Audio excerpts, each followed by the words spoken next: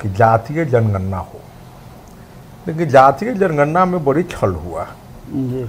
आपका रिपोर्ट आ गया, अगर आप इसको सही मान रहे हैं तो आप जो सपना दिखाए थे लोगों को, तो उस आंकड़े के अनुसार घोषणा करिए ना, कौन जात के लिए कहाँ कहाँ कौन कौन योजना दे रहे हैं। राजपाट में आ गए तो 37 दिए टेकुआ लिखा, एगो राजपूत एगो भूमिया, 5 गो 6 गो विधानसभा, एगो 2 गो लोकसभा। यही जनता दल यू का आधार, उससे बेसी कहीं कुछ न है। जो मिला है भाजपा की कृपा से मिला है।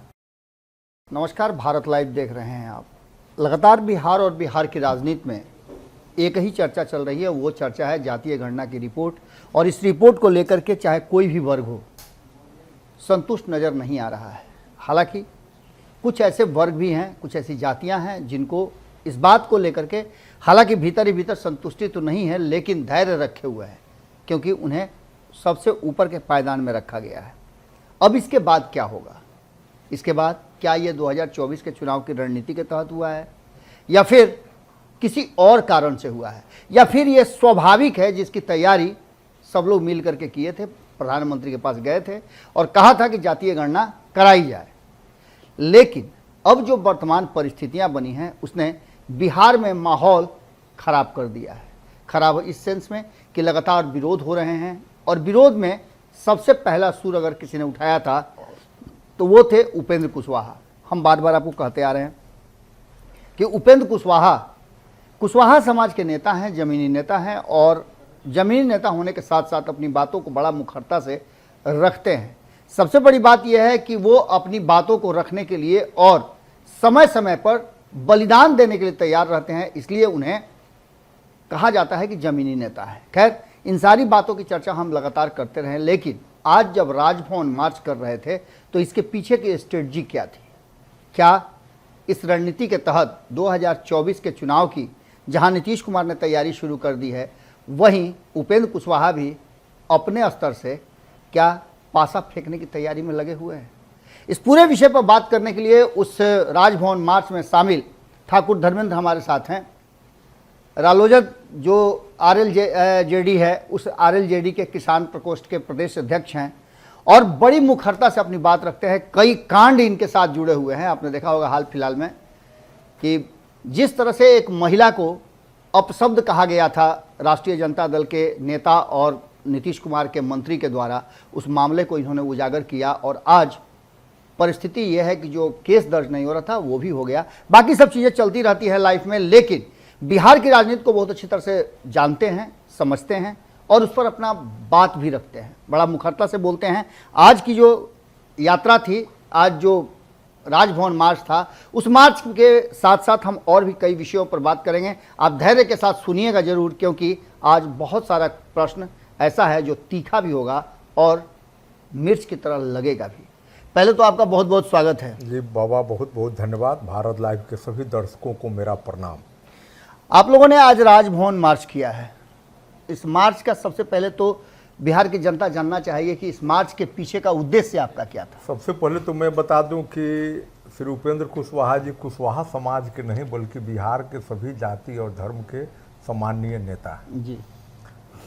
आज के राजभवन का मार्च का यह था उद्देश्य कि बड़ी अरमान से श्री उपेंद्र कुशवाहा और बिहार के लोग, दलित, पिछड़े, दबे कुचले लोग यह बार बार आवाज़ उठा रहे थे कि जातीय जनगणना हो, लेकिन जातीय जनगणना में बड़ी छल हुआ जी। खास करके पिछले एक दशक में कुशवाहा समाज, निषाद समाज, कानू समाज, धानुक समाज में एक राजनीतिक चेतना आई। जी। ये सच्चाई है और ये होना भी चाहिए। और इस समाज के लोगों को मन में एक सवाल खड़ा हो रहा है कि भाई हमारी आबादी है, सब कुछ है, हमारे बीच से आज तक मुख्यमंत्री नहीं हुए। जी। तो सब समाज चाहता है कि हमारे बीच का मुख्यमंत्री हो, कोई बुरा बात नहीं है। एक स्ट्रेटजी के तहत इन लोगों की संख्या को कम करने का काम और विभाजित करने का काम किया।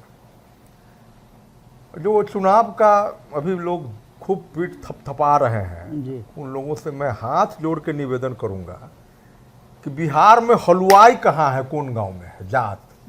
अरे हलवाई तो पेशा है। जी।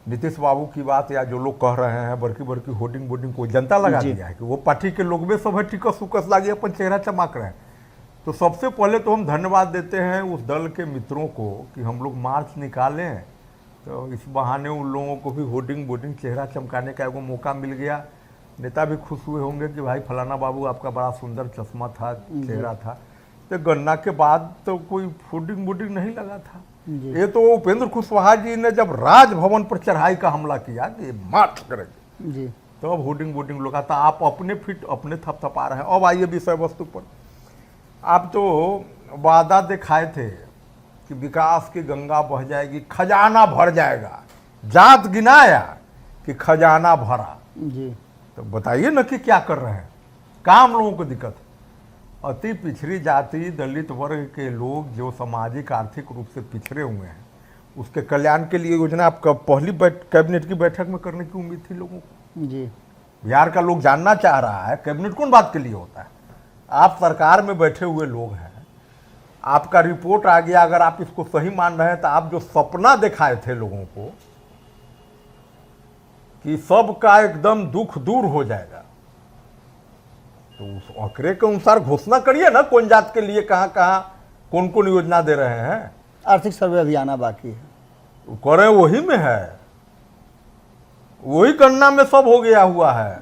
लेकिन उसको सार्वजनिक नहीं किया गया। आर्थिक और शैक्षणिक जो अब आधार है, शैक्षणिक आर्थिक उहे तो करिए ना जो लोगों को फायदा हो, पहली बात। दूसरी बात की राजनीतिक हिस्सेदारी दे दीजिए। जी, भाई सवर्ण को तो आप टेकुआ लेखा सीधा कर दिए, हम लोग भी हार मान गए, आपको चरण वंदना किए, जब बहुत बहुत धन्यवाद। समता पार्टी में जब हम हमारी जरूरत थी आपको, जन बल धन सबका सवर्ण का, 4 गो 5 गो राजपूत, 4 गो 5 गो भूमिहार को टिकट देते थे। जी, राजपाट में आ गए तो सैंत दिए टेकुआ लेखा, एगो राजपूत एगो भूमिहार। चलिए भाई बहुत बहुत बधाई हो। तो इन नालंदा लोकसभा में जो 6 गो विधानसभा है, जी, उसमें जो अति पिछड़ा समुदाय जो जीत मैंने गिनती में आया है, तो 65% के हिसाब से 6 गो में दीजिएगा ना, तो क्या वो घोषणा करा दीजिए। उनमें से कई गो दे रहे हैं अति पिछड़ा को, बिहार की जनता जानना चाहती है। ठाकुर जी, ये जो रिपोर्ट आया उस रिपोर्ट के बाद कहा जा रहा है कि आपका जो गठबंधन है और आप लोग जितने भी दल हैं गठबंधन में शामिल एनडीए में, वो सभी लोग डर गए हैं, जिसके तहत जो है आप लोग नीतीश कुमार पर अटैक कर रहे हैं, क्योंकि आप लोगों को पता है कि ये जो गणना हुई है उसमें नीतीश कुमार का वोट बैंक बढ़ेगा। नीतीश बाबू के कोई वोट बैंक है क्या? ये तो बड़ा, तो वोट लोगों को राजद का डर दिखा के लेते रहे। जी, तो 14 में क्या हो गया था, वोट था तो जी, देखिए 5 गो 6 गो विधानसभा, 1 गो 2 गो लोकसभा, यही जनता दल यू का आधार है। उससे बेसी कहीं कुछ न है। जो मिला है भाजपा की कृपा से मिला है। मेरा अंतिम प्रश्न होगा, दिल्ली में आप लोगों की क्या डील हुई है? डील नहीं है, हम लोग बिहार को बचाने के लिए और देश का झंडा जो नरेंद्र मोदी के नेतृत्व में पूरे देश में डंका बज रहा है उसके साथ खड़े हैं। आप पूछना चाहते हैं सीट कै गो मिला, तो 40 को मिला हुआ है। हम लोग 40 पर तैयारी करना है, नरेंद्र मोदी का चेहरा देख करके 40 सीट पर एनडीए को जीत दिलाना है, सब सीट अपना। चलिए, बहुत बहुत धन्यवाद आपका। तो ठाकुर धर्मेंद्र अपनी बेबाकी के लिए जाने जाते हैं। 40 सीट पर इनकी दावेदारी है। अब देखना होगा कि आगे होता क्या है और इस मार्च के बाद क्या निकल करके आता है। निश्चित रूप से कुछ तो बात है जो दिल्ली में डील हुई है और ये छुपा रहे हैं। हम कोशिश करेंगे आने वाले समय में उन बातों को भी आप तक पहुंचाना। बहुत बहुत धन्यवाद। अगर ये वीडियो पसंद आई और वह बिहार के राजनीति और बिहारियत से सरोकार रखेनी तो सब्सक्राइब बटन दबा के चैनल के सब्सक्राइब कर ली। ओजे एगो घंटी बा, ओकरा बटन दबा देला से कुल सटीक और मारक खबर रुआ मुफ्त में मिल जाई। अगर रुआ पत्रकारिता के हमनी के नया प्रयोग में सहयोग कर चाहतानी तो ज्वाइन बटन दबा दी। पेटीएम नंबर नोट कर ली 9386 816 700। धन्यवाद।